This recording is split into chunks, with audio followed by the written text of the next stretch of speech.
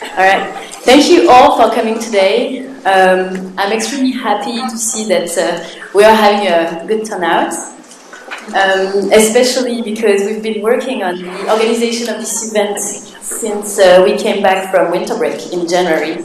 And when we came back, we were affected by what had happened in France with such a magnitude that we thought and felt that we should organize, that it was our role, the role of French society also to organize such an event at Cornell. So we are very happy that we've been able to do it. After the emotion, now comes a time of reflection, and so I'm very happy that we can do it today. So before I introduce our speakers, I would like to briefly thank our co-sponsors. We have the Duc-Bragues Society for International Law, the Duc-Bragues Center for Human Rights Law, the Muslim Law Students Association, the National, and especially I'd like to address a warm thank to the Burger Program and Don Peacock, and the National Security Law and Policy Society with Chris Fitzpatrick, who have been extremely supportive since the beginning. So really, thank you for the support since the beginning. Now, I'm going to introduce our speakers. So I'm going to start with Laure.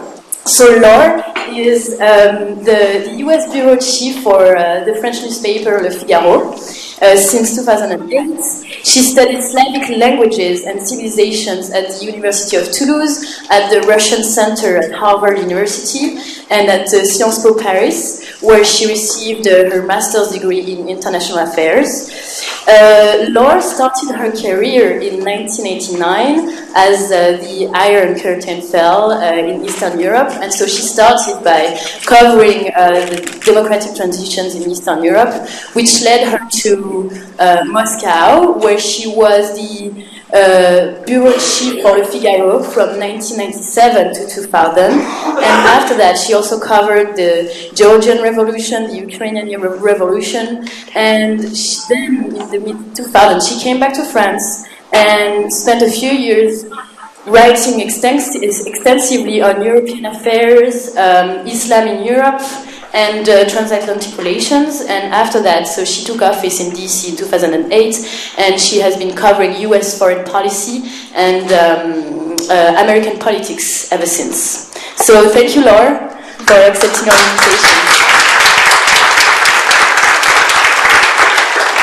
We also have Professor Robcis, who is an assistant professor in the history department at Cornell. She received her BA in history and culture from Brown University and her PhD in history from Cornell.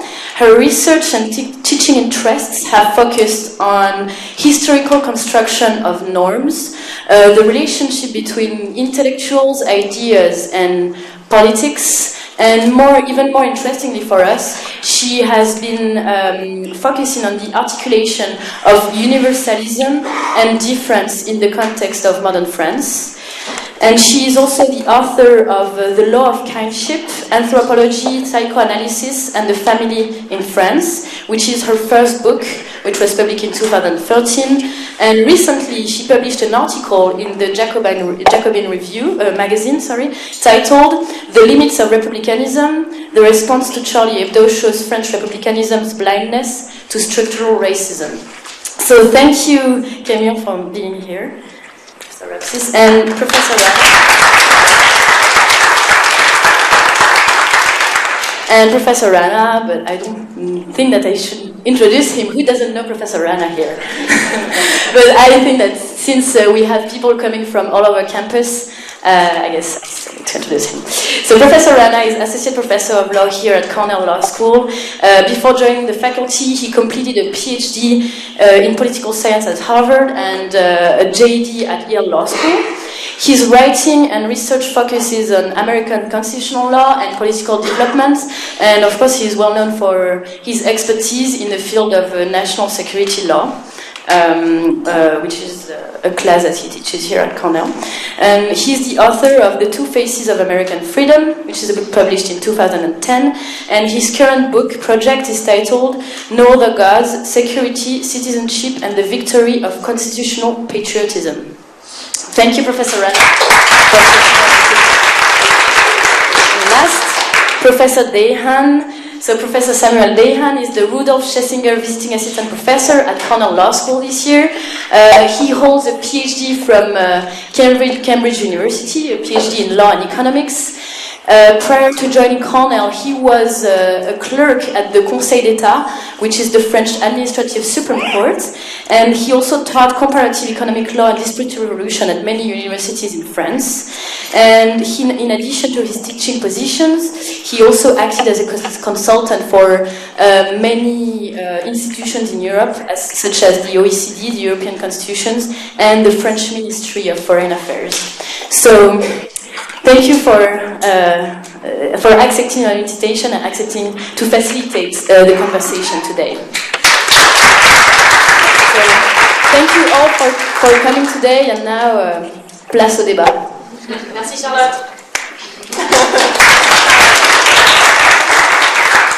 Great, thank you. Can you hear me? Yeah, that's working. Good afternoon and welcome. Thank you very much, Charlotte. Thank you very much. Thanks to the French Society. What an honor to facilitate such a hot subject. So thank you very much, Charlotte, I have to say, for all the hard work and ingenuity and especially perseverance. I know very well how many times we had to reschedule this event. So as Charlotte said, we all know what happened in January earlier this year in Paris, and that's why we're all here today. On January 7, two gunmen attacked the offices of Charlie Hebdo, a satirical newspaper, and they killed 12 people, including a journalist and one French policeman. So the attackers allegedly said that they were avenging the Prophet Muhammad because Charlie Hebdo reprinted a Danish cartoon a few years ago. A few days later, after Charlie, another gunman attacked a kosher grocery stores in Paris, and 19 people were taken hostages, and 4 people died, but the French police forces were able to rescue 15 people. So obviously this is not the first terrorist attack in France. A few years ago, Charlie Hebdo was firebombed in 2011. We had also several anti-Semitic attacks, including a French Jewish school in south of France, where 4 people were killed, and including 3 children. So it seems that Charlie has triggered a popular and an identity earthquake of an unbelievable magnitude. And this comes along with a sharp legal and security response that we'll be able to discuss. And so the question is, why such a strong reaction? One of these reasons is that it was one of the deadliest attacks since probably the Algerian-French independence war in 1961. Indeed, like these 3 guys were able to bring France down to its knees. I mean, at least they tried and they were successful.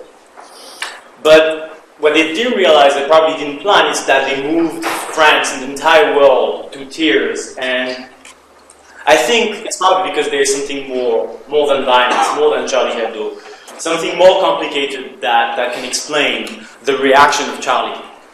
Okay, so first, Charlie is an aggression of the French value of laïcité, secularity, French value of freedom of expression, and especially the role of satire, the role of blasphemy in French history.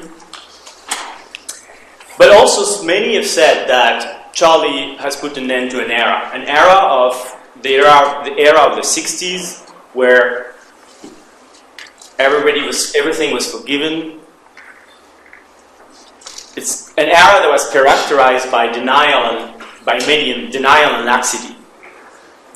And many political scientists have said that we're entering a new era where we stop blaming the government and the state for everything, and radical Islam is not anymore taboo. And we can't blame the government for all the socio-economic problems in the world. So I hope this conversation will enlighten us on all these issues. So more precisely, I think we'll try to discuss the security response, the legal response to the Charlie Hebdo crisis. perhaps also the causes of the radicalization. Is there anything in the French or European Republican model that exacerbated the development of radicalization? And finally, and I hope we'll have time to do that, we'll talk about freedom of expression, which is at the heart of the debate, because it seems that the blasphemy of Charlie Hebdo has caused the death of 17 people. So first, let's talk a little bit about the security issue, the security response. First, the popular response, like the protest of the 11th of January, this feeling of unity, so much spoken about, feeling of French Revolution, people singing the Marseillaise in the street. So, Camille, can you give us a bit of a brief overview of the response, the popular response to Charlie Hebdo, the spirit, the so-called spirit of the 11th of January? Hello? Is this working? Okay. Yeah. Thank you. Thank you, first of all, for inviting me to speak today. I mean, I think there's a lot. I don't have a full answer to why there was this was such an emotional response, but I think I would like to just mention perhaps 3 internal factors and 1 external factor that I think are important to keep in mind. On the one hand, in terms of the external context, of course, the attacks on Charlie Hebdo were immediately read as part of the larger global conversation around political Islam and terrorism in the sort of post-9/11 context.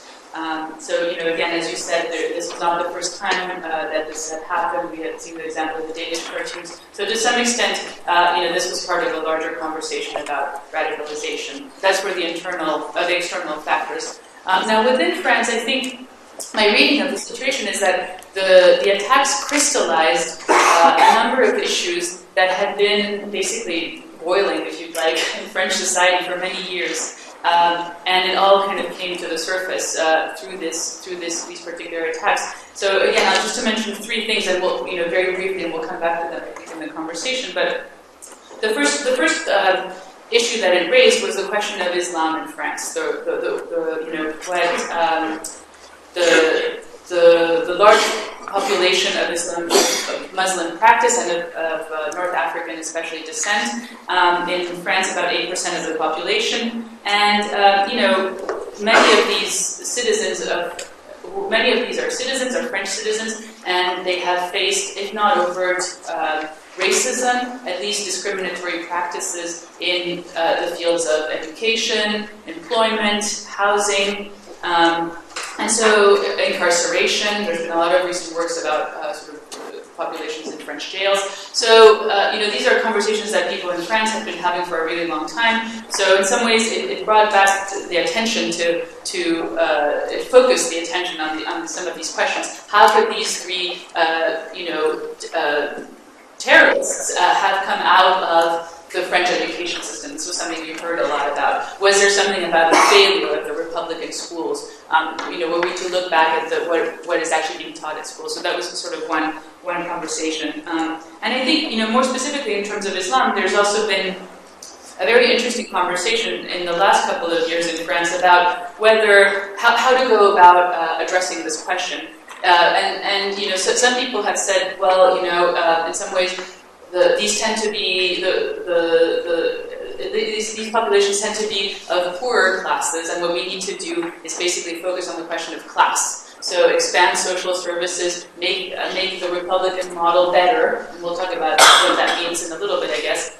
And other people have said, no, in fact, we need to talk about this as structural racism, in the same way that in the US we've been talking about structural racism, for example, against African American populations in jails, again, education, etc. So I think there's been an interesting debate within France, about those issues. So that's one factor. The second factor is the question of laïcité, which is sometimes translated as secularism. It's not the same thing as secularism. Exactly. It's not just the idea that the state leaves you to practice your religion alone, but that the public sphere should actually be completely neutral. And again, we'll talk about, I hope we can return to this later in the history, but in some ways, Charlie Hebdo came, was seen as a kind of representative of a particular model of laïcité. And so, many people read the journalists of Charlie Hebdo as defending a particular vision of laïcité, which a laïcité that has actually been under attack and under scrutiny for many years now, especially around debates around the hijab, debates around school lunches, whether children could be served halal meats, etc. So we can return to this again later. And some again, where some scholars and activists have said that this, what they've been calling the new laïcité, the nouvelle laïcité, to differentiate it from the historical laïcité, has actually been a kind of more like tending towards a sort of Islamophobia. So this is again another debate that kind of came up. And finally, the last factor I'll mention is that I think this is something Samuel said already, is that there has been a kind of resurgence by anti-Semitic violence in France, and so these attacks, brought this up again to the surface, and there's a complicated relationship between anti-Semitism and anti-Zionism in these debates, and a kind of strong identification with the struggle of the Palestinian people by a lot of French Muslim citizens, anyway, we can come back to this later. But basically, it will bring up a lot of complicated issues about the difference between anti-Semitism, anti-Zionism, where one ends, where the other begins, and with the limit, how the two relate to one another. Yeah, we can get back to that. Thank you very much, Camille. So what was striking about the post-Charlie Hebdo moment and this spirit of January 11th was the quick, sharp security response of France and other European countries. So the idea was that how do we stop radicalization? We're moving from denial to now we're actually acknowledging a real problem. And so the idea is how are we going to make their life harder? And the truth is that right now it's very easy to enroll in ISIS, to become an ISIS freedom fighter. I mean, you go from Nice, from Toulouse, from Lyon, you can take a flight to Istanbul, and then you can just take a bus from Istanbul to Syria, and then you just become an ISIS fighter. And so the government is trying to find new ways to slow down the radicalization process. And we know that the problem is coming from internet, and the problem with the European Muslim community, I mean, what has been claimed is that there is a lack of leadership in the mosques. So the consequence was that the leadership is the radicalization is taking place on the internet, and social networks like Facebook, Twitter, even YouTube are not helping. I mean, if you are a regular visitor of ISIS or any sort of jihadist website, you have personalized ads that can pop up on your screen, and they try to suggest, invite you to enroll and to become an ISIS fighter. So now what the government is trying to do, they're trying to pass a law that was actually a thing that was passed recently against regular visitors of jihadist websites.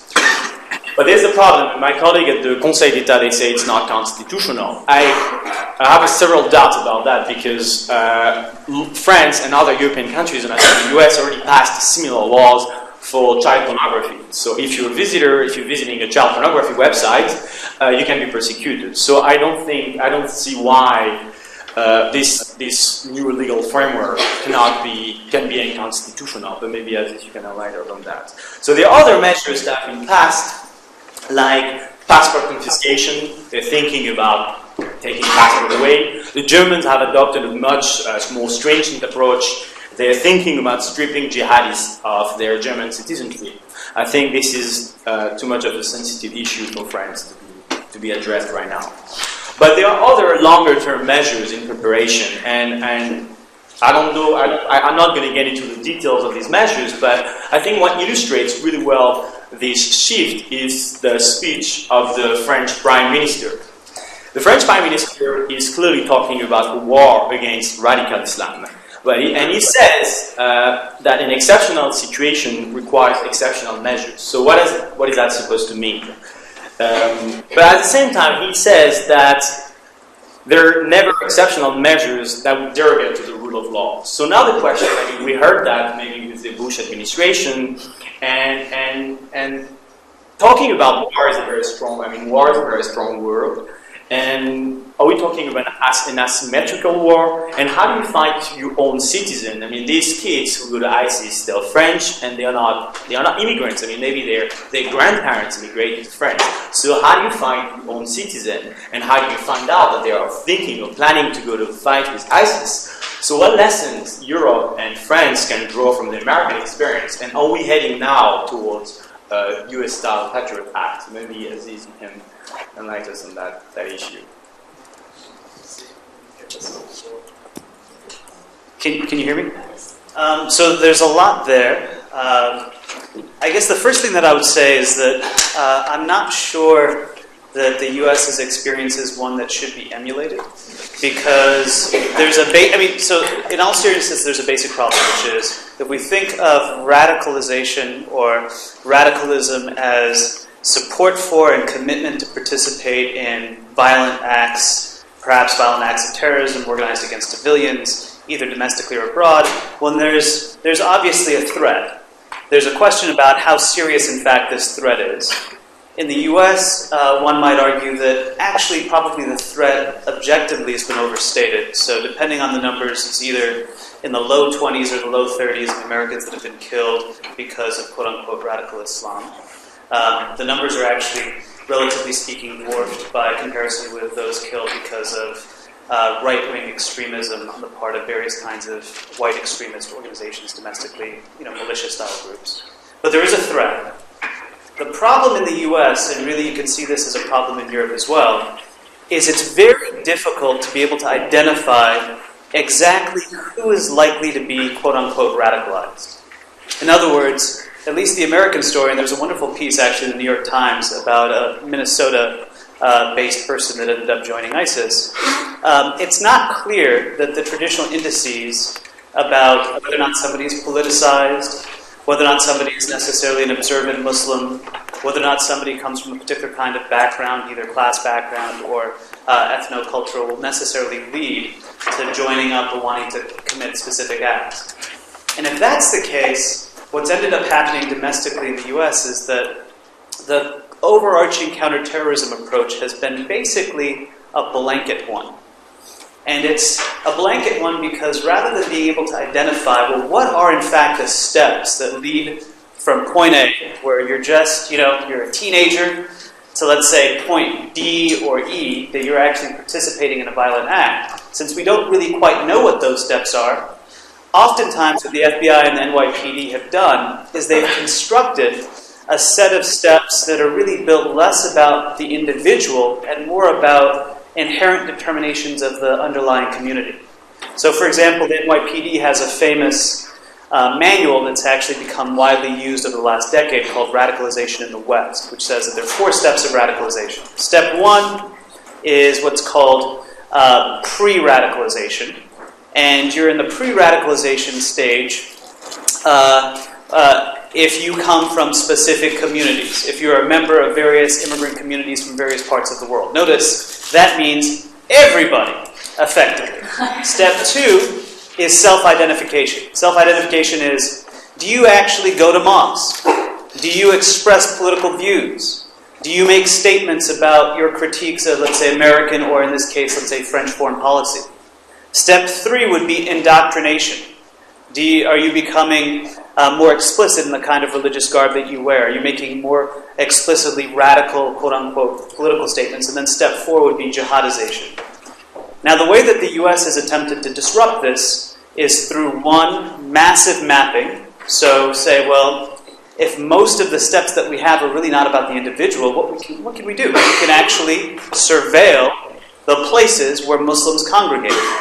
And so that means use of informants as well as various electronic surveillance equipment, such that by most accounts, just about every major mosque in the U.S. today either has had an informant or some kind of surveillance, as well as surveillance of particular kinds of groups. The use of things like voluntary interviews. If somebody overhears somebody making a statement that's viewed as anti-American or anti-war, then asking them to come in for some kind of voluntary conversation. And then the development of a panoply of criminal statutes that get at not the actual violent act, because it's very difficult to actually find people engaged in violent acts, but various forms of political advocacy of what's viewed as violent or unlawful action. The problem that I have with how this is played out in the US is that for our sort of free speech principles, I think it's effectively created something like a Muslim exception. And it's also had a much more deeply chilling effect, which is it's essentially produced a state of affairs where for Muslim communities, what you might think of as a good thing, being engaged, having strong views about politics, is effectively viewed as a sign of your, path on a kind of 1, 2, 3, 4 process to radicalization and violence. And the worry I have, and we can go through some, let's say, the specific proposals that are on the table in Europe, is that effectively the French example and much of the European response to Charlie Hebdo and also before Charlie Hebdo is repeating exactly these problems, which is viewing political engagement, let's say being opposed to war efforts, having strong commitments about the treatment of communities within, parts of the world where folks come from. That's actually something that's now treated as an indicator of future criminal behavior in a way that actually casts a much larger blanket on a set of not just one community, but a variety of different, very distinct communities. So that's just to begin, but we can also talk a little bit about the very specific, the policies that are on the table and what might be problematic about them. Sure. I mean, do you want to go back to for example, the new law against regular visitors of jihadist websites? Yeah, so by example, I think you could take a few of these separately. So one is the stuff about citizenship stripping and the confiscation of passports, and then the stuff on speech. This is my own views. It's informed by, in a way, American exceptionalism. As much as I've just criticized U.S. practices, I think actually much of the lessons that Americans have drawn over the last half century when it comes to speech and citizenship are worth thinking seriously about. That in the U.S., there's real suspicion of citizenship stripping because of the concern with rendering people stateless in a way that reproduces some of the worst elements of global politics in the mid-20th century. That if you deny people citizenship status, that effectively you create a body of floating individuals that don't have the basis to effectively press for their rights because they aren't tied in some clear way to the domestic political community.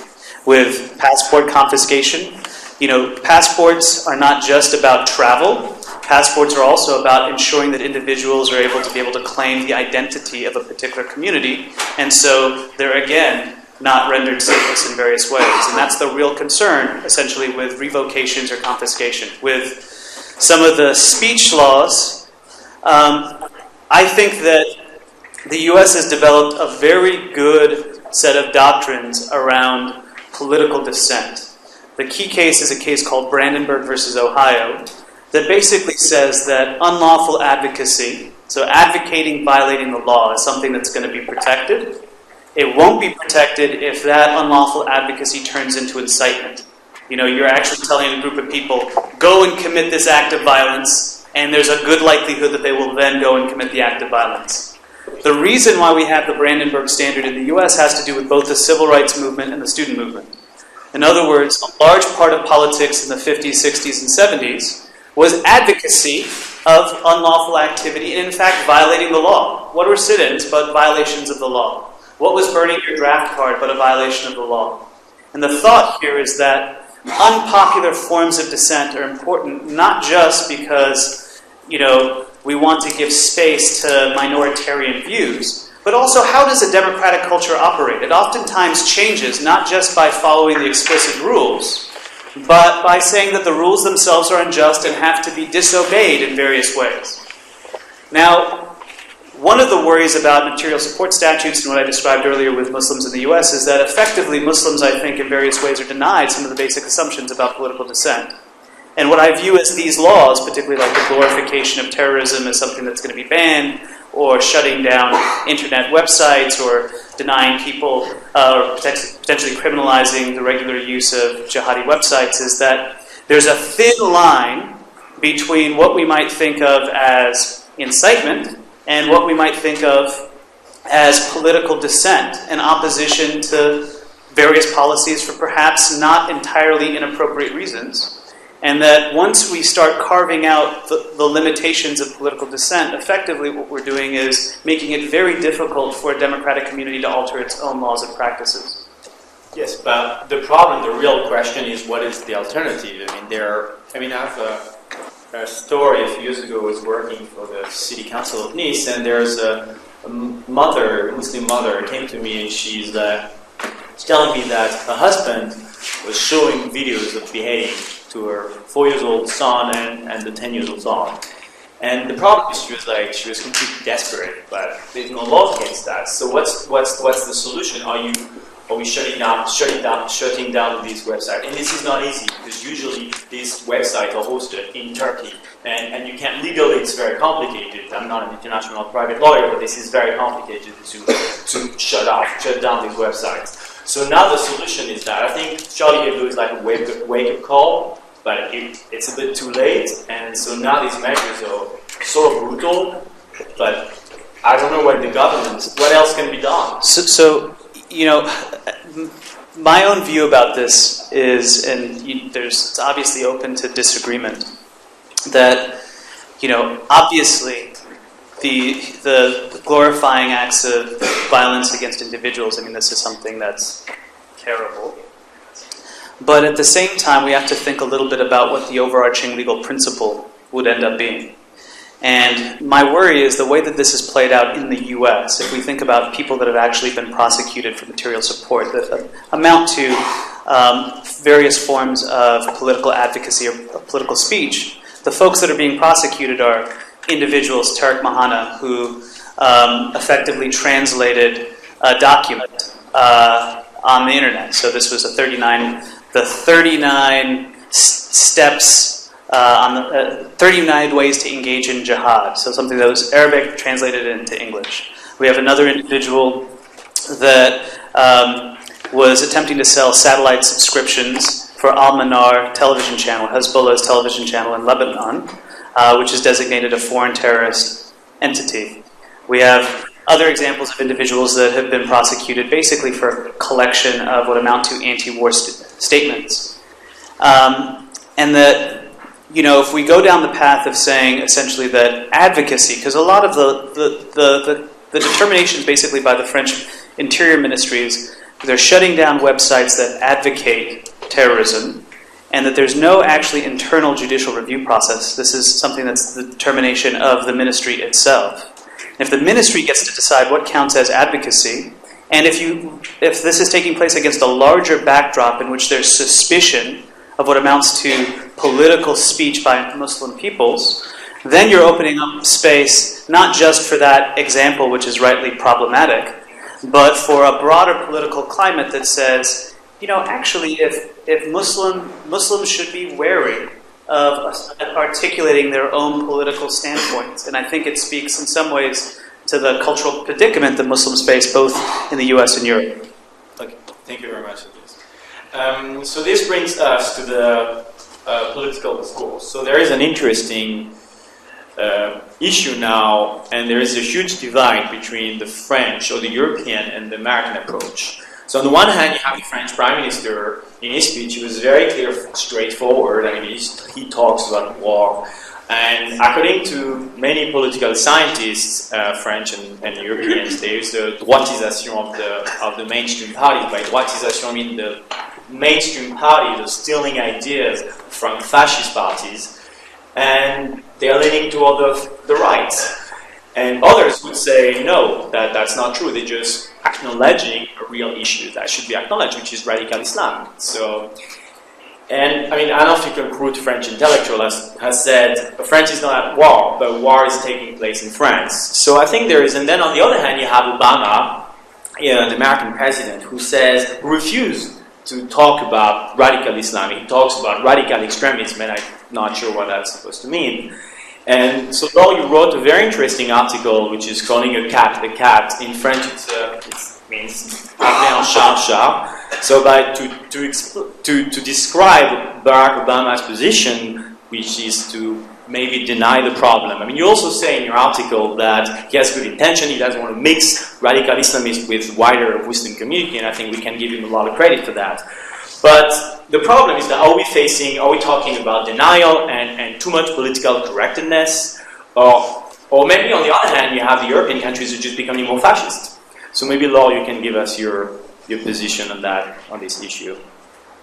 Thank you very much. First of all, I would like to say thank you for inviting me to this conference. I'm delighted to be with you, although I regret that I'm not here in, myself, but just through the screen. I'm going to try to debate anyway with you.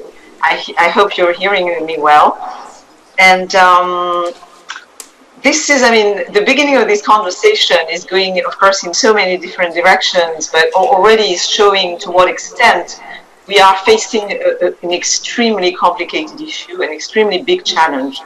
I think, I just wanted to go back for a minute to the question you have asked about what was it that brought so many millions of French into the street on the 11th of January, sorry. I think the American audience here has to understand that this was something which as I think Camille underlined, was brutal, and there was French saw that coming in a way. I think they were shocked, they were horrified, but they were not totally surprised. For years, there has been a huge malaise, unease in French society to where we are going in terms of, the potential shock between Islamism and French society, the place of Islam in France, the extremely problematic question of the integration of minorities, a massive influx of immigrants not being able to find their place in France and more generally in Europe. So, and suddenly this horrifying attack, which actually was not the first one. We had an absolutely horrifying attack two years ago in 2012 when suddenly in my hometown in Toulouse, a French Muslim, French-born but Muslim French citizen comes to kill three soldiers of Muslim descent, of Arabic descent. One of them Catholic, but of Muslim origin, and the two others Muslims, who are the representatives of the French military. So this is a huge shock because it's a kind of declaration of war against against authority and against French armies. So it's very, very serious. And the other fact on the 2 days later is the attack on a Jewish school in the middle of Toulouse, where in the most brutal way you have kids killed, cold blood, and as well as their father and also the little daughter of the director of the school. So this, of course, caused an uproar, but very, very quickly it was put under the blanket, because in France, the people feel there is a huge problem. It's like there is an elephant in the French room, but nobody wants to talk about it. So the French elites put that under the carpet and sort of said, okay, this guy was crazy, this guy was unbalanced. Of course, he was shouting Allah, and he said that he didn't kill enough kids, that he regretted that he didn't come during the time of opening of lessons, because he could have killed more Jewish kids. So it was this very strong hatred, but nobody wanted to really see it, and nobody wanted to listen to the extremely growing worry of the Jewish community. And then we have 2015, what is happening, with Charlie and with the Kasher shop. So I think the French went to the street out of outrage at what had happened, and out of a deep worry at what could happen in the future. The French have fought during centuries on religious grounds. They killed themselves. The DNA of a nation doesn't forget what happened at Saint-Barthélemy. So when the French go to the street, they go there to state, we don't want religion. We don't want religious fanaticism in our country. We have fought for years We got to the Enlightenment, created a separation of religion and politics. We separated the private religious sphere from the public one, and we want to stay there. So that was the statement, and it was also a statement of patriotic. This is a word which for years in France had been dismissed, especially on the left. And I think it was a huge mistake, because this sort of dismissal of patriotism actually opened the door for a huge void. Who are we? The French didn't even know who they are. Everything was to be criticized. Everything was to be, put to the garbage of history. The French were by definition guilty of something, and so it didn't allow for a sort of frank analysis of what was happening over the decades in France, and we just let the National Front, the extreme right in France, hijack the questions, the very questions that all the French people wanted to talk about.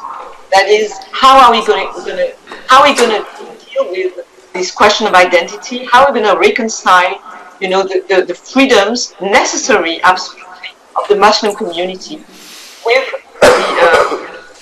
the secularization of the majority?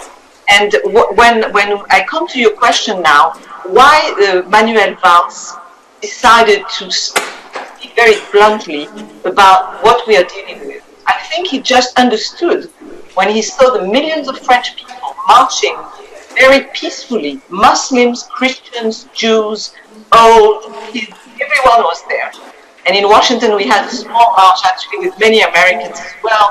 People sang the Marseillaise, which was unthinkable in France for many decades, because unlike in America, singing the Marseillaise for years was seen as something, stupid, I would say highly shameful, etc.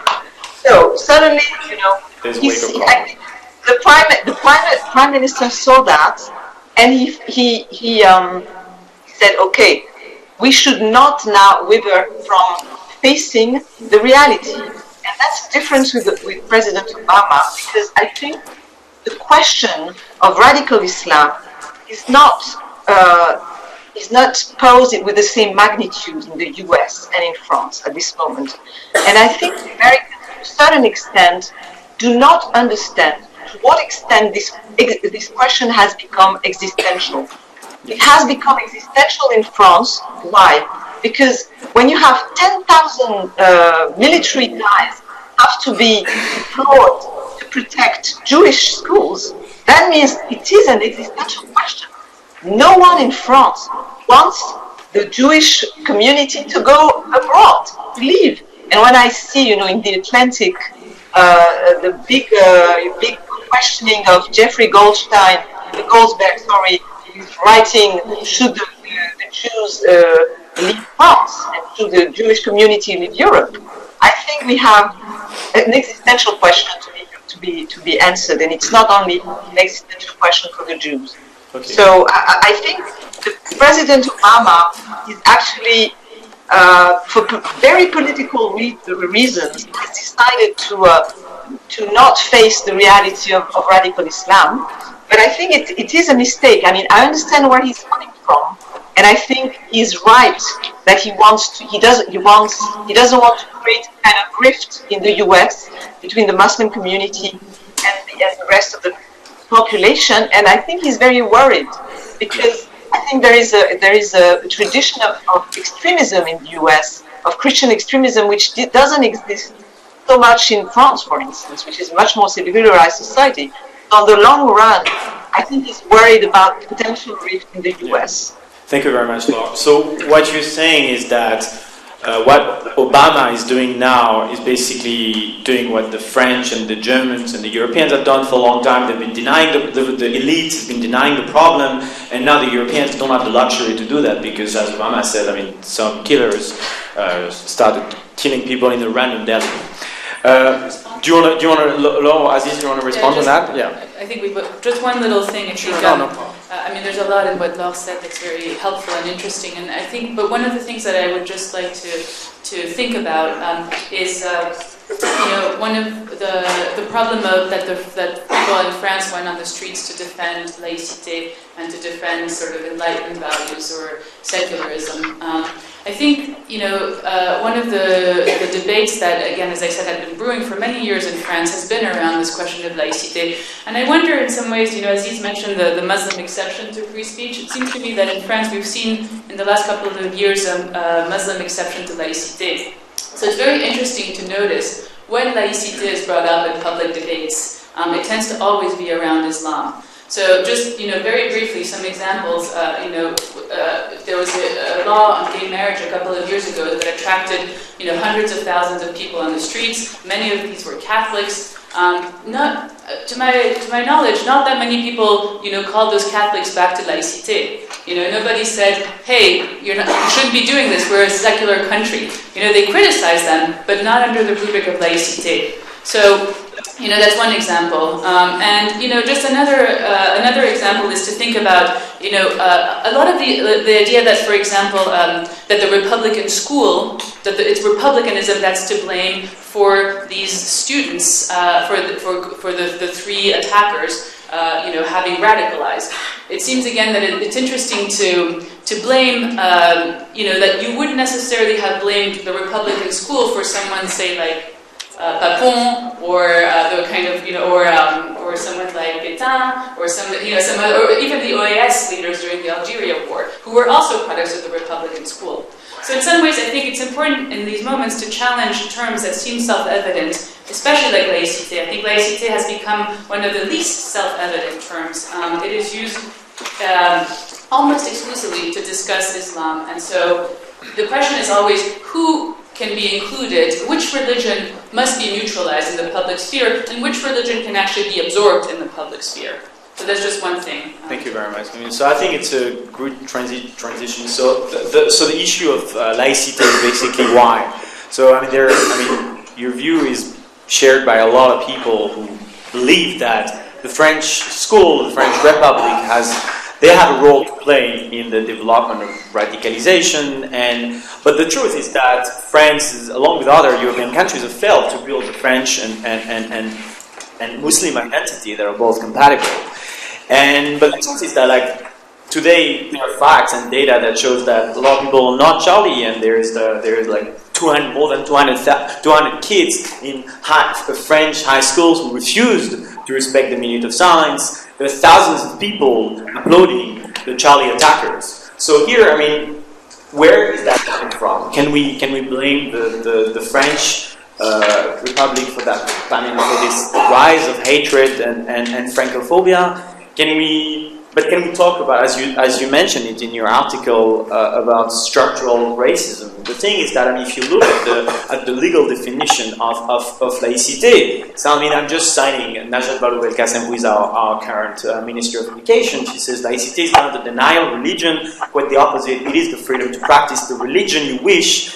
It had to be done in harmony with the rest of the society. Okay, sounds very neutral, sounds very happy, but in fact it's true. There are a couple of cases that show that laïcité is not that neutral. It's more, as you call it, colorblind, is a bit more aggressive. You can't wear a religious sign in public spaces, but the truth is that this war against religion has been waged first against the church. And you can't wear a veil, you can't wear a kippah, but you can't also in the 60s.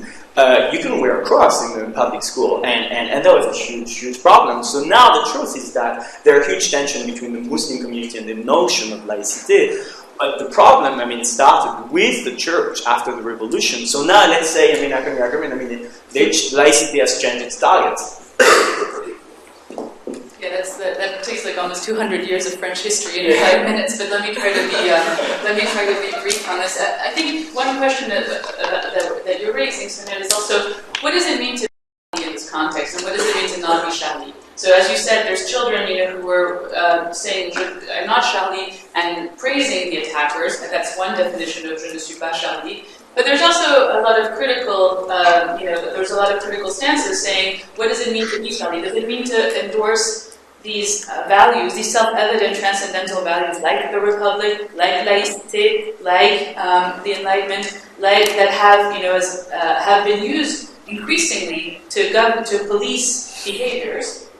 or does it mean to embrace the attacks? So it seems to me again that there's a very different stance here, and I think one of the things that we saw in a lot of French. From a lot of French newspapers and a lot of French commentaries was a kind of invitation to reflect on, to sort of get beyond the moment, as you said, Charlotte said, the moment of emotion, and take a more critical stance. What does it mean to be Charlie? Again, in the U.S., for example, there's been a lot of attacks. It's sort of like the sort of white supremacist attacks, but nobody would go and put a T-shirt that says "I am with this." So what does it mean to embrace? What does it mean to identify with a T-shirt or a sign or a symbol? So anyway, so that's one thing. But I mean, in terms of the history of laïcité, I'll just say two things very briefly. I think one thing to remember is that some of what you're talking about has to do with this model of Republican universalism or abstract universalism. And this again, as you said, goes back to the revolution. The idea behind a lot of the French political model, if you want to call it that way, is that it depends on a kind of neutrality of public space, and this is linked to laïcité. So the idea is that it's a double abstraction of citizens and of the nation. So unlike the American system, for example, you see this, for example, in the Federalist Papers, where government is there to legislate amongst private interests that represent particular factions of economics or politics. In France, the idea is that you would sort of like abstract your particularity and speak in the name of the nation.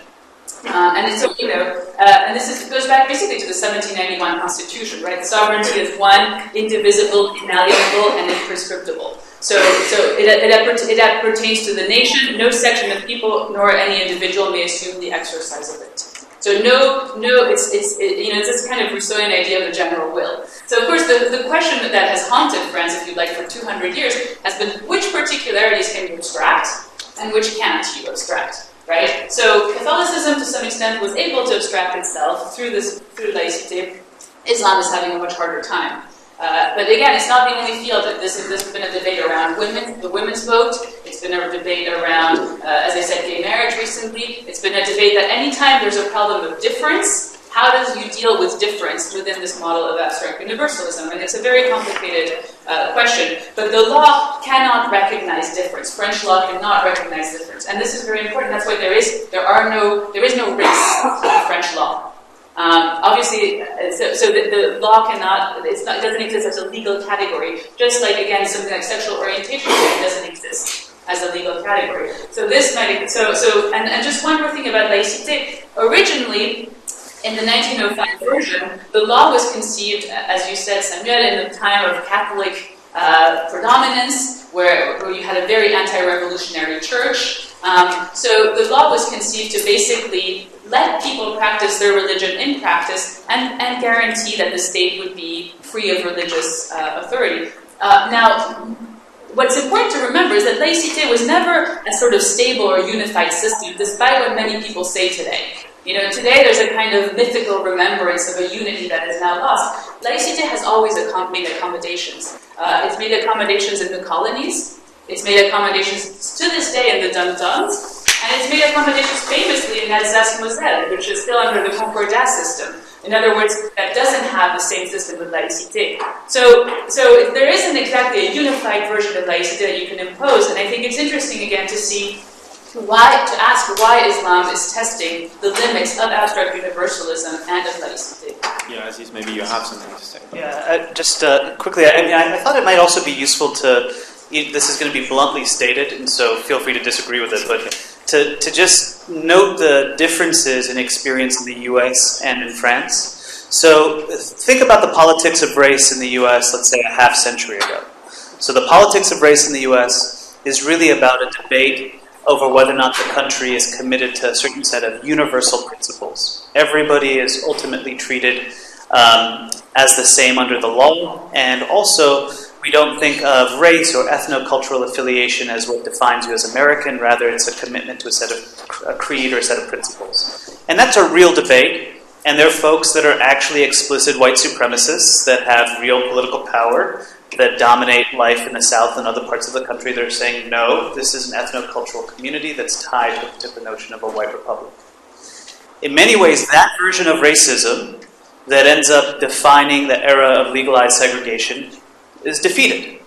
And now today in the US, everybody across the political spectrum is some form of universalist. Everyone believes, more or less, except for like extreme voices on the right, that to be American is not grounded in religion, race, it's tied to a specific kind of creed, and that formal equality is accepted. But that doesn't mean that the politics of race has disappeared, or that there aren't real issues around it.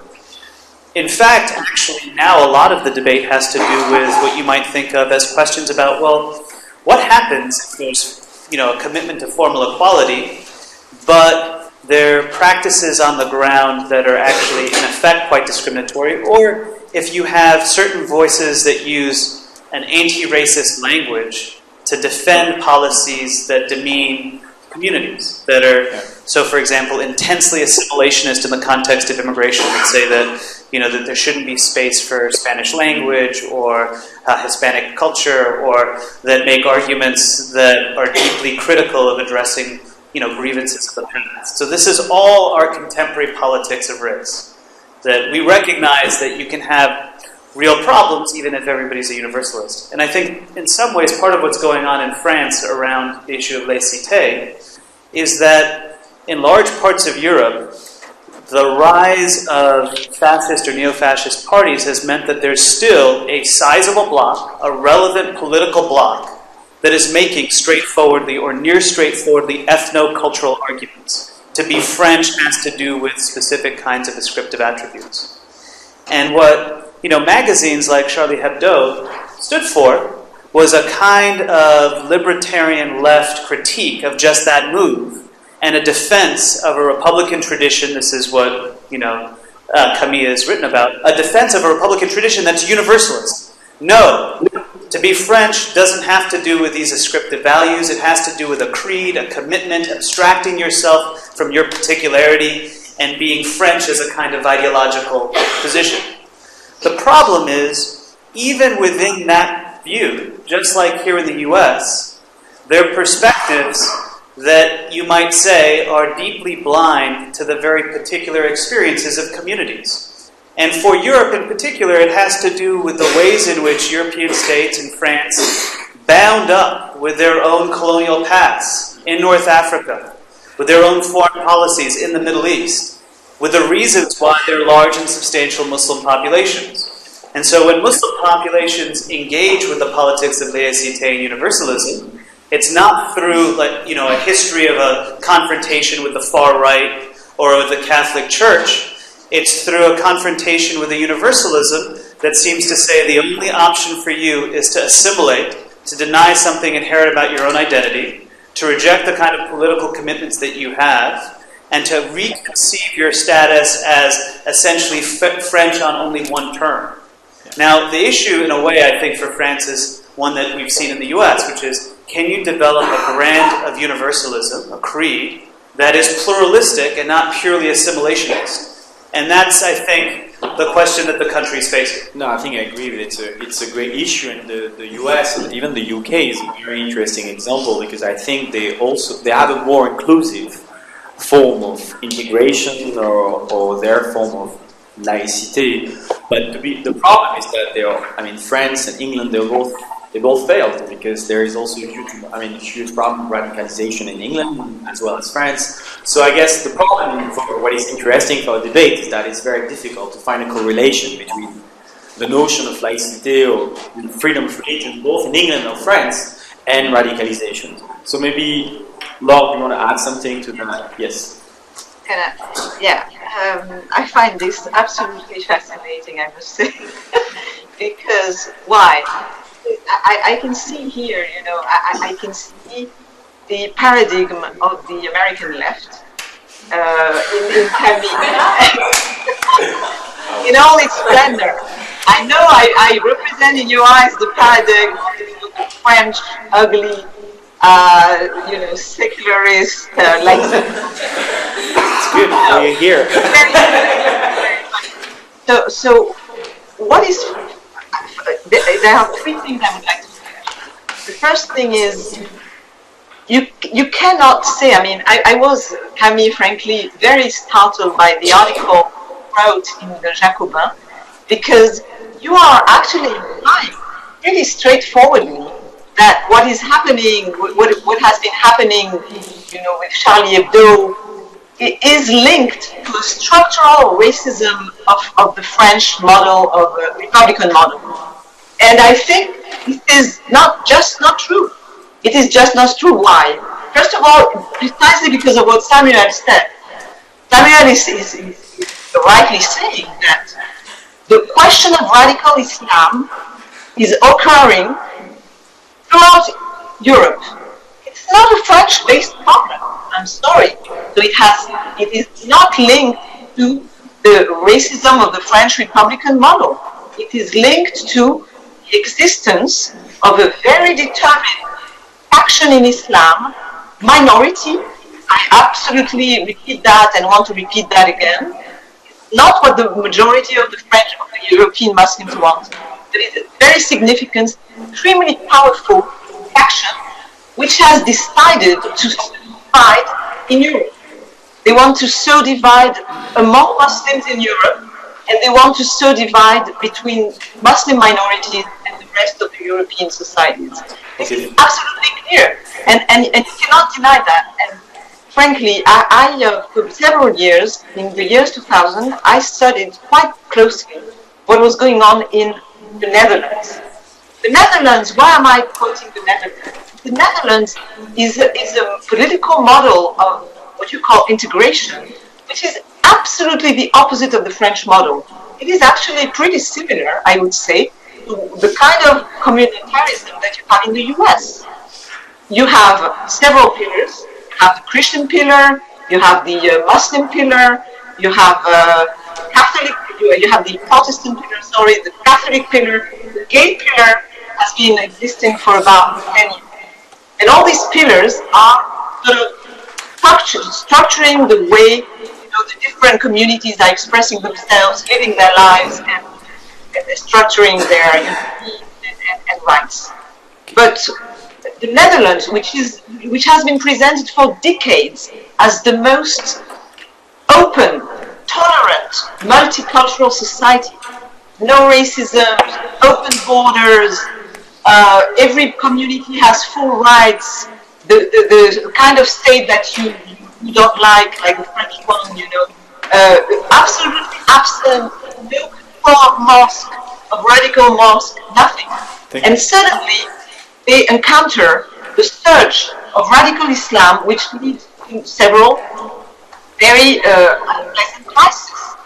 You know, a huge attack against Tinfoil Twine actually dies after a guy who was he was not a right-wing politician, he was a libertarian, left politician, but who dared actually challenging the Islamists in the Netherlands because they didn't want to see a space for the gay community.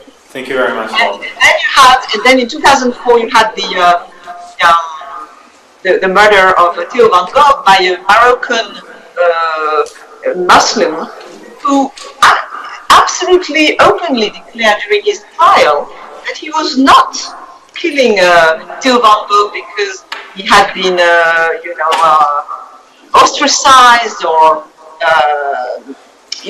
because of his homophobia at school or because he had some socioeconomic problems. He was killing Theo van Gogh because Theo van Gogh had insulted the Prophet. That was what he said at his trial. So I think it's very important here that we are now looking for the guilt.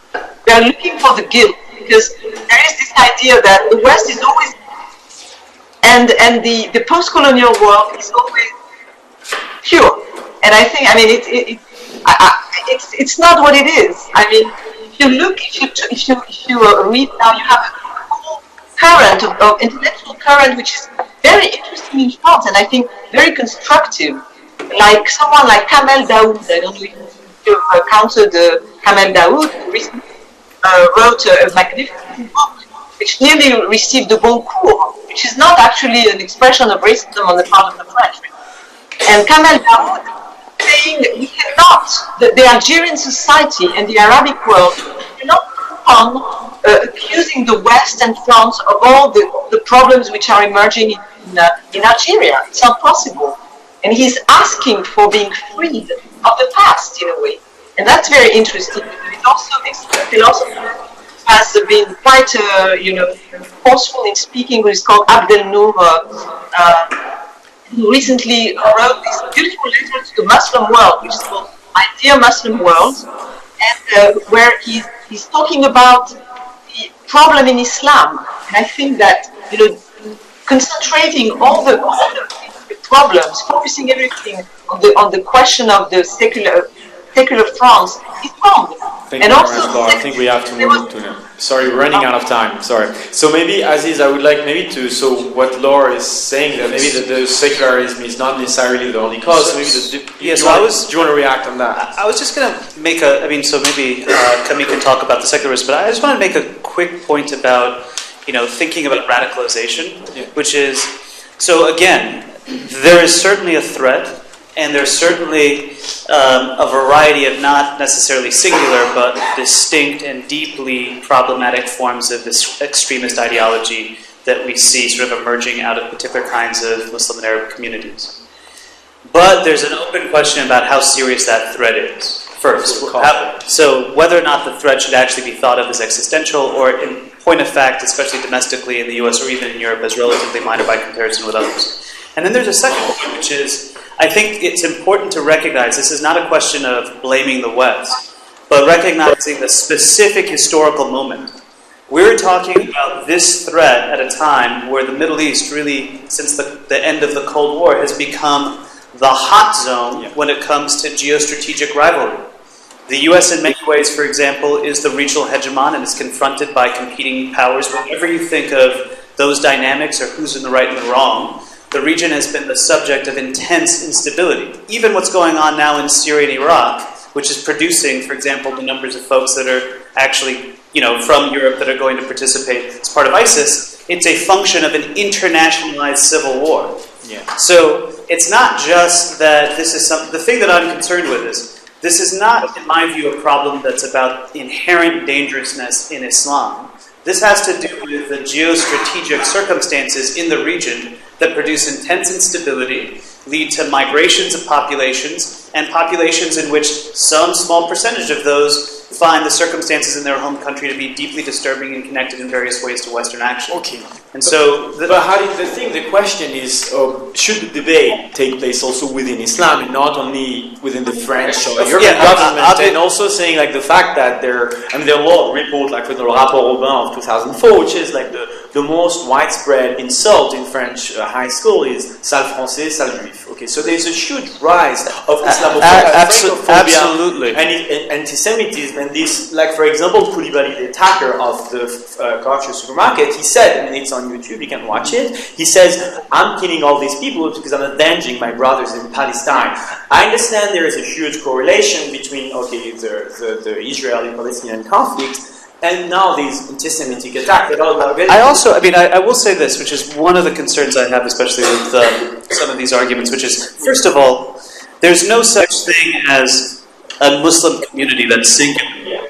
And there's no such thing as like a Muslim party, like the Communist Party, the variety of communist parties. And what we're really talking about are very distinct communities.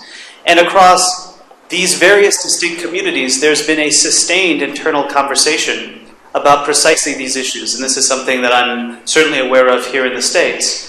And in point of fact, there's been explicit efforts, for example, by Muslim communities domestically to engage in various kinds of coalition building, to assert patriotism, to make arguments through claims about inclusion, to directly confront defenses of various forms of politicized violence. And all of that, oftentimes, in the way that this gets framed, ends up being transformed into the idea that there's a singular community that's not doing its part and that has an inherent tendency toward violence. Can I just add something about the community Yeah, maybe you can also add something you said about the anti-Zionism as a new face, maybe of anti-Semitism has been heard as a common argument. So maybe you can add. Okay, just one thing about this question that Aziz raised, which I think is very important. This idea of the community. I think again, it's important to think about the Muslim exception here, right? Why are we asking Muslims to take into account for what has happened? What imagined community do we have in mind here? And I'm thinking again, we don't ask that of other religions. We don't ask that, for example. And again, the Catholic example is great. The Catholic mobilization in France a few years ago. I mentioned the gay marriage protests. There was also anti-Semitic actions from a lot of Catholic groups. The Jour de Colère. Nobody said all Catholics should now account for this extremism, right? So why are Muslims put in a position to account for extremism constantly, as opposed to other religions? But one thing I just want to clarify is that the article I wrote in Jacobin was not, my thoughts are certainly not that I think that French republicanism is to blame for the attacks on Charlie Hebdo. I would never say that, and I certainly think that. I condemn the attacks. I think they're horrifying, and I do think there is a reality of radicalization. You can't deny it. It's happening, and not only that, but there's an interesting sort of French version of that radicalization that is basically not it's a global Islam, but it's also a particularly French Islam, and there's been really interesting kind of anthropological work about what values this French version of radicalization is taking. What I wanted to do in my piece was to bring up the concept of race in the conversation, because I thought that the French media had been so blind to it, and the American and Anglo-Saxon media kept on bringing it up. And so I was interested by the discrepancy between the two. Why, the French, one of the big conversations that was happening in France was Charlie Hebdo racist or not racist? And one of the arguments that came up again and again was Charlie Hebdo could not be and the French news. Charlie Hebdo could not be racist because, first of all, these were anti-racist journalists who had militantly fought against racism, especially in the 1980s, who had fought against the Front National, and so who were committed anti-racists. And not only that, but they made fun of all religions. They made fun of Jews, they made fun of Muslims, they made fun of Catholics, and it's true. If you look at the cartoons, Catholics, are constantly made fun of. The Pope is constantly made fun of. So, one of the frustrations I was having when all this came out is not to say Charlie Hebdo was racist or was not racist, but what happens when you change the angle of analysis and you start to think about race, not as a lived experience, not as a kind of a reality, rather, not as a cultural, certainly not as a biological reality, but as a lens through which you can read relations of power. So it's not the same thing, it seems to me, to make fun of Catholics, of Jews, and of Muslims in this particular context. Just like it's not the same thing to make fun of Catholics or of Jews, say at the height of the Dreyfus Affair, or during World War II. These things have a context, and so what I was trying to sort of do in this article was to think about how we could read this situation differently. And so, I think, like Aziz, the only thing that I was trying to suggest is that perhaps this the structure, that the blindness, the kind of inability of French republicanism to think through notions of race, this kind of idea that we don't want to see it because of this long history of abstract universalism, which, by the way, has produced many good things. Laïcité has produced also many good things. To some extent, I'm happy to know that that the politicians will, not be quoting God all the time. So there's some things that have been good. So, but when you introduce that extra factor, what happens? And so it was just, it was a think piece. And I do think that, there is a real question that I think Aziz put his finger on it, between what kind of universalism are you going to have? Are you going to have a universalism that's sort of stuck in a historical model, that perhaps no longer corresponds to the lived experience of people? Or are you going to have a space where you can have dissidence, you can have conflicts, you can have divisions, and that is not seen as a threat to the nation. That is actually seen as a kind of invigorating political process. And I did say anything about anti-Semitism. No, we can go back to that. Charles, do we have time to talk about freedom of speech, or can we move to the question? Freedom of speech? Okay. So, I mean, it's a very interesting transition because, again, freedom of speech is at the heart of the debate because the Charlie Hebdo attack has been explained as because of blasphemy. So there is the apparently, according to several lawyers, there is an inconsistency in the French freedom of speech legal framework because I mean, there is a frustration among many communities because if they say, okay, if you're making fun of the Jews, you're anti-Semitic. If you're making fun of the homosexual, you're homophobic. If you're making fun of the Muslim, it's freedom of speech. And there's a frustration, and it seems unfair. But the problem is that they believe that Charlie Hebdo was a racist newspaper, and they got away with it because the law was on their side. However, you have a French comedian called Dieudonné, who's making openly anti-Semitic jokes, and he was banned for performing by the French Supreme Court. So it seems unfair, but the truth is that it's slightly more complicated than it seems, because Dieudonné was persecuted for two reasons. First, he glorified the Charlie Hebdo attackers, so that's why recently he was persecuted. And then secondly, last year the French Supreme Court said he was banned to perform because his show is openly anti-Semitic. Whereas the French Cour de Cassation, the French private Supreme Court, said Charlie Hebdo is not anti-Semitic, it's not hate speech, whereas Dieudonné is hate speech. Charlie Hebdo is blasphemy. And blasphemy has a long history in French tradition. I mean, you can correct me if I'm wrong, but so blasphemy is you making fun of Judaism, you're making fun of Islam, you're making fun of the church. Whereas Dieudonné, the problem was a direct offense, and it's a violation of Article 14 of the French Civil Code, which says you can't infringe someone's dignity. Whereas, so if you're making fun, if I say, oh, I don't believe Moses existed, that's blasphemy. If I say, oh, this guy is a Muslim, so he's probably a terrorist, that's hate speech according to French law. That's why it's illegal or legal. And religion is different from the dignity of a person. According to the French legal interpretation, these things are different, so you can't. So that's why it's not illegal to make fun of religion. So I agree there is a fine line between blasphemy and hate speech, and you may think it's inconsistent. And you may also think that Charlie Hebdo was a gross humor, inappropriate, and you may fight it on moral grounds. But from a legal perspective, according to French legal perspective, it's fine. And I think it illustrates really well the Voltaire principle of I disagree with you, but I'll defend it to death for you to, because I want you to say what you're saying. And I think that's where the American perspective comes in. I mean, I think, Aziz, correct me if I'm wrong, but the American legal framework on freedom of speech is much more flexible. Blasphemy is not illegal, and hate speech is also not illegal, but yet the newspaper, the New York Times, refused to print cartoons because of decency or respect. So I'm not even a U.S. free speech expert. But unfortunately, there's Steve Schifrin, and there are a number of people in this building that are much better on these issues than I. And I definitely don't know anything really about the French laws. But I want to say one thing. Essentially, now I feel like I'm going to come across as again a kind of American patriot, which is I do basically think that we've gotten this in broad strokes right around hate speech. So my own basic view is that I think. Can you hear me? My own basic view is that I think that there should be wide latitude as a matter of constitutional law and legality for speech that is quite offensive.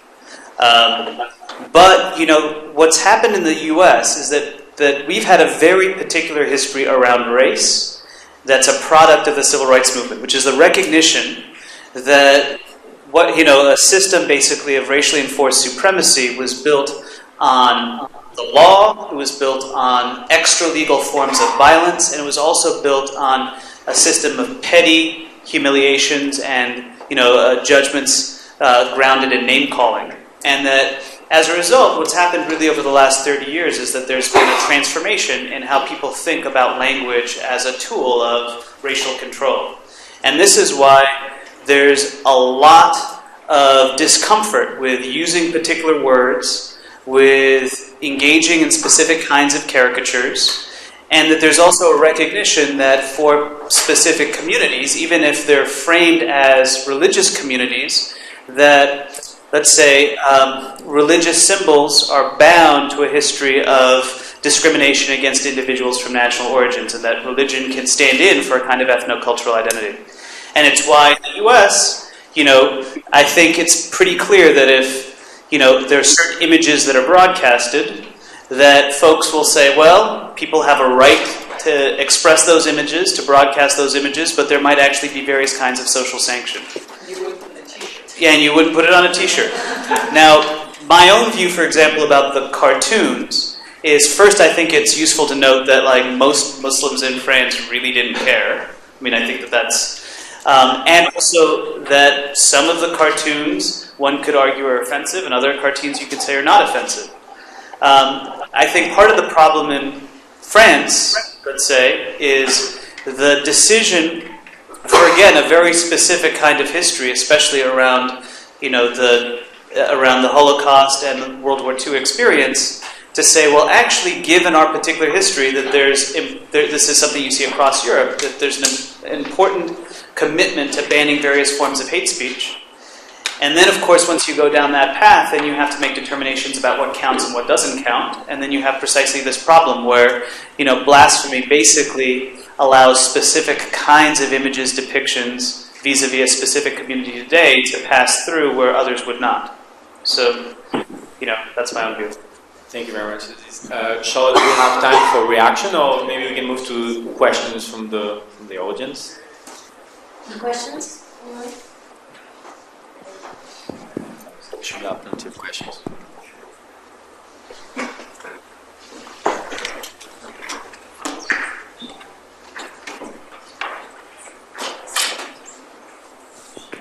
Hi. This is a question to the panel, so it's not directed towards a particular individual. So if the root problem of this criminality is the inability of individuals to successfully assimilate into society based upon their unique experiences that are colored in shades of history, in society, and their economic position, how can this be purely either a Muslim problem or a French problem?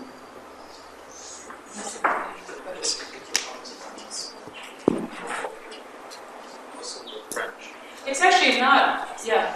Yeah, so I totally agree. I mean, if we were telling this story in the US, we would be talking about, at different moments in time, we'd be talking about very different communities. Through large chunks of the 19th century, this would be a conversation about Catholicism, and particularly Irish Catholics.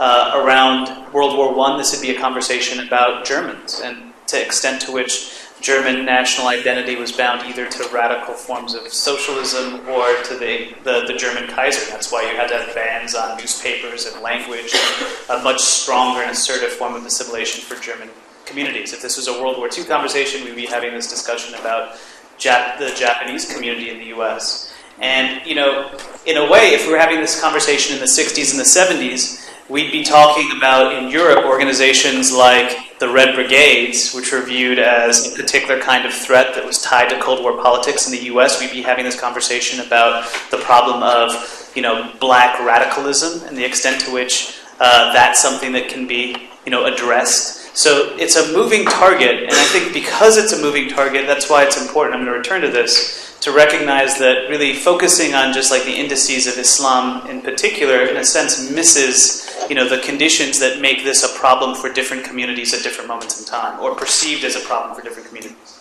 And just one thing on the French piece, and I don't know if I understood your question exactly, but the problem of so-called integration or Republican universalism has come up again and again, and not just for Islam. Islam is perhaps the issue that has brought it more to the forefront, but it's even come up for women. I mean, a few years ago, there was a kind of horrifying statistic of how many women were elected in public representative bodies and governmental institutions. But again, what can you do? You can't use quotas, because quotas would be against abstract universalism, right?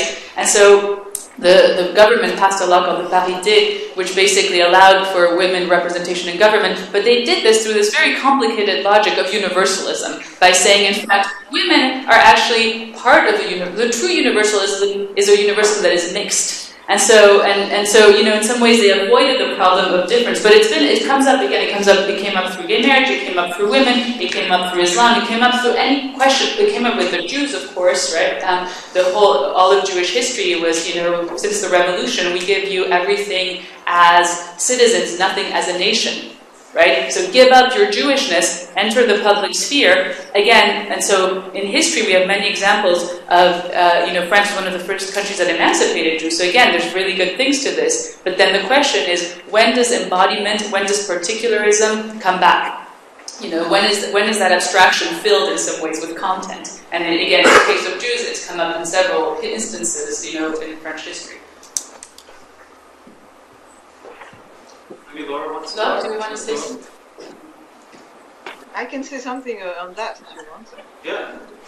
Yes? Sure. Yes. Go ahead. Yeah, I just wanted to say one thing, asking about, is it specifically a problem of integration of Muslims? I think that, all the minorities in France are encountering some kind of moment of difficulty, as has been said, when they arrive in France. But I think the problem with the Muslim community in France is that Islam, although the kind of practice of Islam is actually has had traditionally more difficult to put the limit between what relates to the religious sphere and what relates to the public sphere, and that's why it is. Now there is a debate in France every 5 minutes, every day you have a new issue which is coming up on the question of is this possible? Are the French going to allow debate, for instance, at the university? Is it necessary to have specific swimming pools for women, Muslim women, organize some hours? Should it be done? Should special women doctors operate with Muslim women in hospital, although because they don't want to be touched or approached by male doctors? There are absolutely a huge amount of different questions which are actually arising because of the specificity of Islam and sort of the fact that Islam is an all-encompassing religion, right? The separation between public and religious, between public and religion is very blurry. Actually. So that's why it is so complicated. Thank you very much. Next question. Hello. So I had a question about something that's been brought up in the media a lot, as well as on this panel. The idea of calling a cat and referring to these attacks as Islamic radicals. And my question is basically that while I tend to agree that these attacks are by Islamic radicals, what good does it do calling them that? And I think the harm would be that it's a nuanced term that'll go over the head of the general population and will lead to more Islamophobia and bigotry. So I'm just wondering what good will it do to refer to them as that as opposed to just extremists or terrorists? Is that the question for me? Maybe Laure, you want to talk about it? I don't know. So for everyone, the question, whoever wants to comment on that.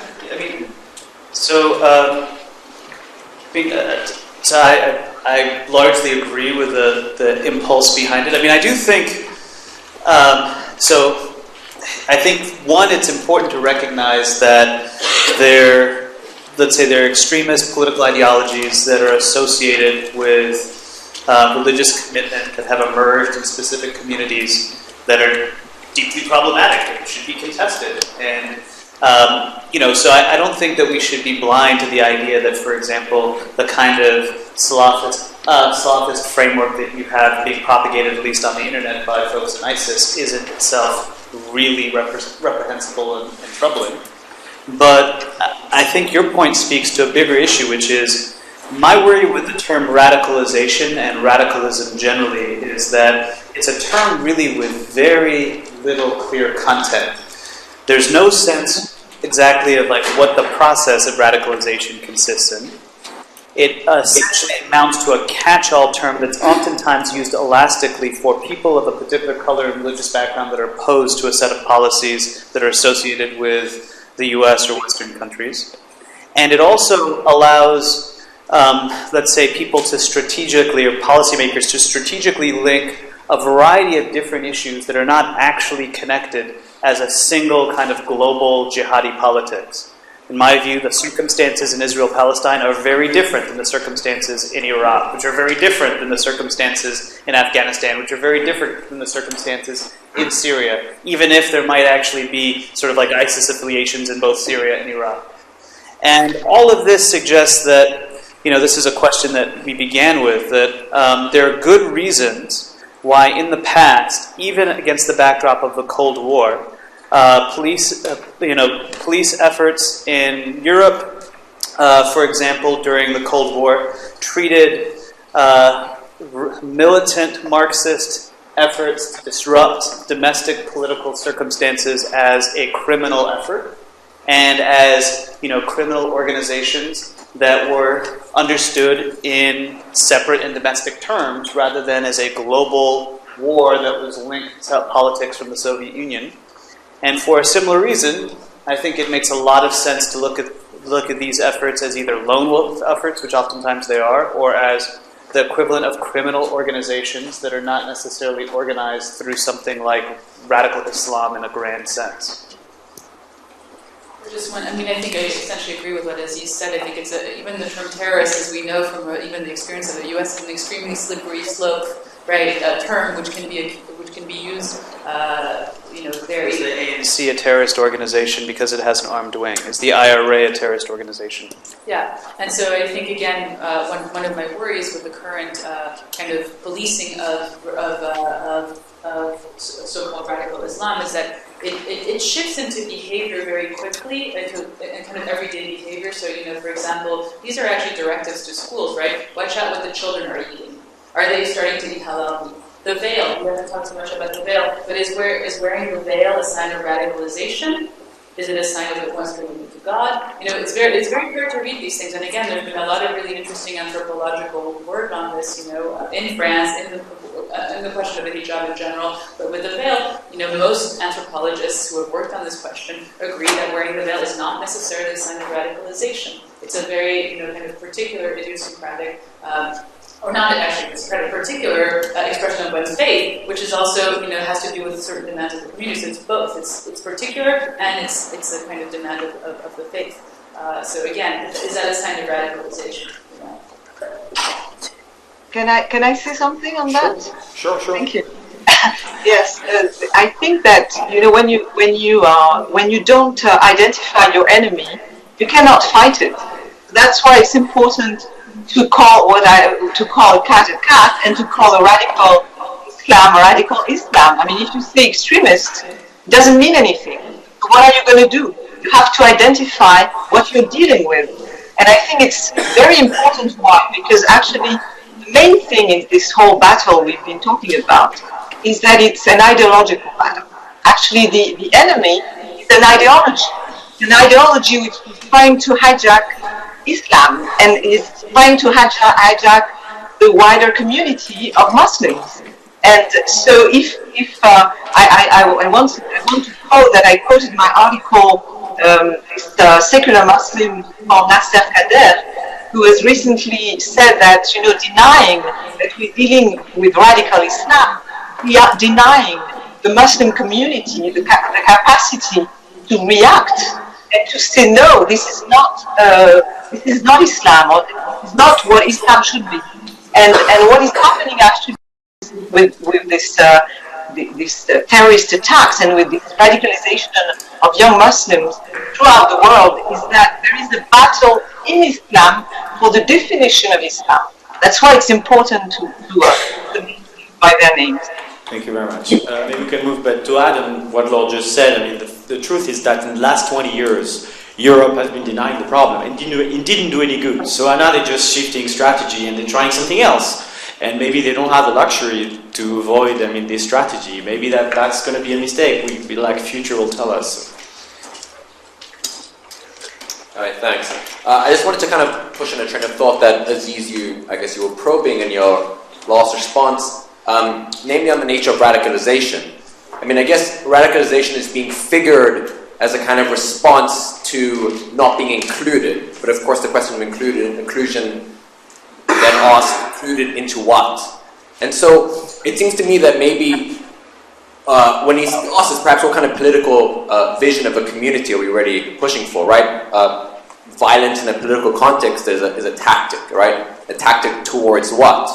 And it seems to me a bit odd that radicalization is used in such a negative term. I mean, from an anti-colonial perspective, the radicalization of particular indigenous people against a settler colonial state is maybe a good thing. From a certain anti-capitalist perspective, the radicalization against a capitalist state is a good thing.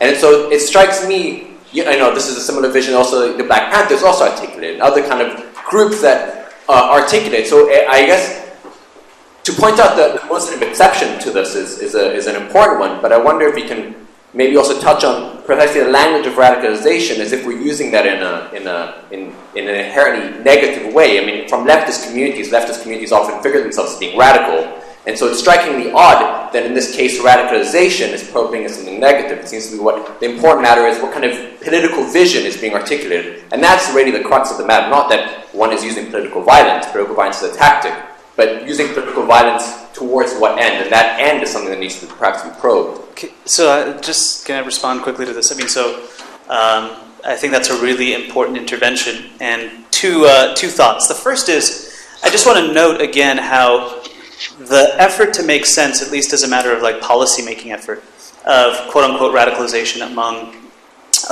Muslims is again a story basically that's internal to the Muslim communities.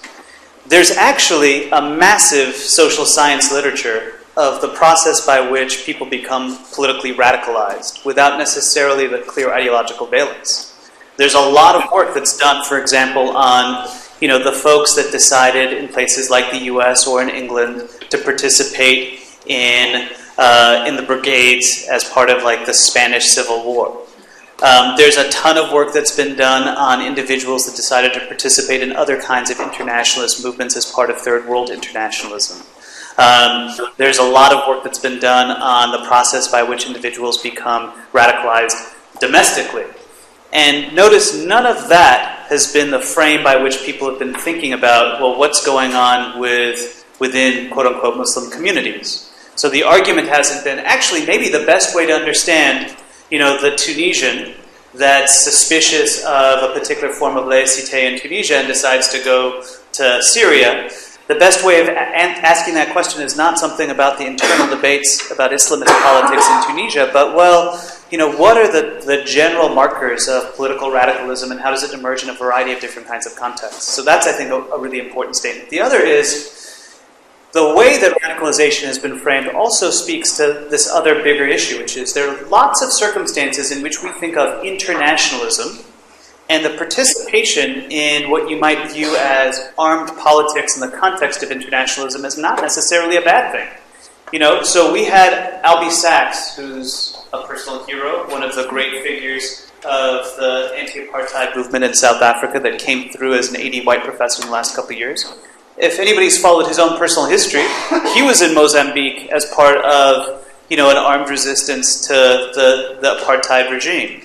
And that's a form of international solidarity that's tied to a particular kind of politics that we might think of as actually quite appropriate and defensible. And part of what's going on here is at least a story about how movement triggers, in some circumstances, arguments about whether or not people that are out of place are viewed as problematically out of place. So there's a scholar named Darrell Lee that's been doing work on this. And other circumstances where if people are engaged in movement across borders, well, that's facilitating or supporting a kind of internationalist agenda that we might like. You can say that that's also part of an even bigger story about the use of violence itself and who has the authority to use violence. One of the concerns that you might raise about, let's say, the politics of American interventionism in the Middle East is it's framed almost entirely around an argument that if people domestically are using violence, then that's problematic, it's terroristic. But if the violence is exercised by a specifically authorized international community, even if it actually engages in pretty intense forms of destruction, then that's not actually thought of as violence or relevant violence at all. So all of these things are on the table. And perhaps the thing that I would say is maybe if folks actually, as opposed to just using the term, if you wanted to give radicalization some real substantive teeth, maybe the way to do it would be, well, let's look at all of these different circumstances in which people are actually politically radicalized, and then try to draw some social scientific conclusions about what actually generates it. And they actually did do that in the case of the 3 attackers of Charlie Hebdo. There was, a few interesting journalistic inquiries about, showing where they grew up, what they did, and sort of trying to trace those steps, but again, to understand that, I think you need the context. Right, and this is where contextualization becomes very important, and again, that can only give us a glimpse, of course, of an answer. Well, we don't know, but I think what your point is very interesting is the use of these terms, how it just shifts. Thank you very much. Maybe we'll have time for one last question. I have a question, actually. First of all, thank you for coming. It was extremely interesting so far. My question is to come back to the question of to what extent the cartoons of Charlie Hebdo can be justified. I wanted to ask if France should be worried from a foreign political standpoint of moving towards a culture where tolerance is actually changing to rejection of religion, and if that, how will that impact France's political, foreign political policies, and also relationships with other countries such as the US or Germany and so on? I mean, I have just one thought, but maybe Laure has more to say on this. I mean, the Charlie Hebdo cartoons, spent a lot of time looking at them after this. I was a reader of Charlie Hebdo before, and after the attacks, I spent a lot of time sort of going through them. Again, there's an interesting history that they've evolved. Charlie Hebdo started in the 60s as an anti-Gaullist movement, anti-Gaullist publication. So it was, it was contestatory. And again, I think, at least when I look at this history, it seems that there was a shift in the 80s. Sort of 80s, 90s, where it's starting to really, take on Islam much more kind of vehemently. I think I don't know if we're going to go to a sort of, I don't know if we're going to see, a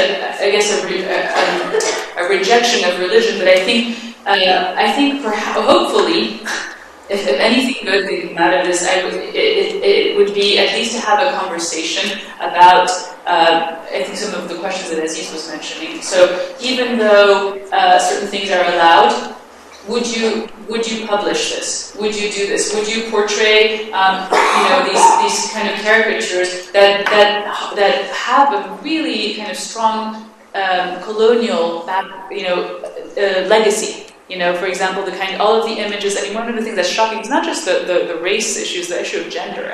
Both of them are intertwined all the time. And sexuality. Most of the images of Muslim men, so many have to do with the violence around gender or women. Later, don't worry. Sorry. Or like women, around how women are portrayed as essentially as either hypersexual or, I'm not going to say all these words on screen, but, so to kind of be sensitive about those issues, which again, doesn't mean you can't do this legally. My personal view is that of course you should be allowed to publish them, but would you publish this and then buy it? Would you endorse it as, not only that, but would you hold it as a symbol of the left? When did this become what we want to celebrate as values? A kind of, shocking blindness to the power relations that are masked under these statements. And so that, I think, goes back to Samuel's first question. What does it mean to identify with Charlie? Does it mean to identify with this? Right? Does it mean to identify with this? Or does it mean to actually condemn the attacks while taking a critical stance on the publication, on the values it had espoused by the time, by this 2015, basically? No, you're right. I guess it's the whole debate about the moral argument versus the legal argument. From a legal standpoint, you should support. You have a duty to support Charlie Hebdo, other dirty and actually not funny humor. We think about the personality of Wolanski, all the authors. They're very borderline. But the truth is that from a moral perspective, there's a strong argument to be made against Charlie Hebdo, other similar newspapers. Maybe, Laure, do you want to conclude? As you're a journalist. Yeah. So you have the final word. Personally, I mean, I think the question of Camille, should we support what is it to support to be Charlie Hebdo, depends on the moment we are talking about. We are talking about the 11th of January. Of course, I am Charlie Hebdo, although my newspaper has nothing to do with Charlie Hebdo. It's a right newspaper, center-right newspaper with a totally different tradition. And when I heard some of the journalists of Charlie Hebdo after 11th of January say, "Oh, we wanted it," out of disgust, when we heard the French people sing the Marseillaise, I was not, of course, tuned with Charlie Hebdo, but I was in tune as Charlie Hebdo in a more global political sense, and of course as a journalist, because what has happened is really an attempt to intimidate the journalistic community into silence. And I think I really would advise most of you to read the extremely interesting book, which has been published by the cultural editor-in-chief of the who published caricatures in Denmark. It's called The Tyranny of Silence, called Fleming Rose, and it's going back to the issue of intimidation. And I think we should not fear Charlie Hebdo for attacking. Charlie Hebdo is not attacking religion. They're attacking bigotry. They're attacking fanatism. They are mocking, actually, Islamic State. And you should know that one of the countries, which I thought was hilarious, was showing the prophets, and he was being beheaded by a member of the Islamic State. And he was telling me, "Imbecile, idiots, I'm the prophet." And the guy was answering, "Shut up, infidel." So I think we should allow that kind of mockery, satire, because it is absolutely necessary in the breathing of democracy that you have freedom of speech, and this is the most important thing. That's what I wanted to say. Laure, thank you very much. Thank you very much, Camille. Thank you very much, Aziz. Thanks to you all for coming. Sorry we're running super late, but so have a great evening.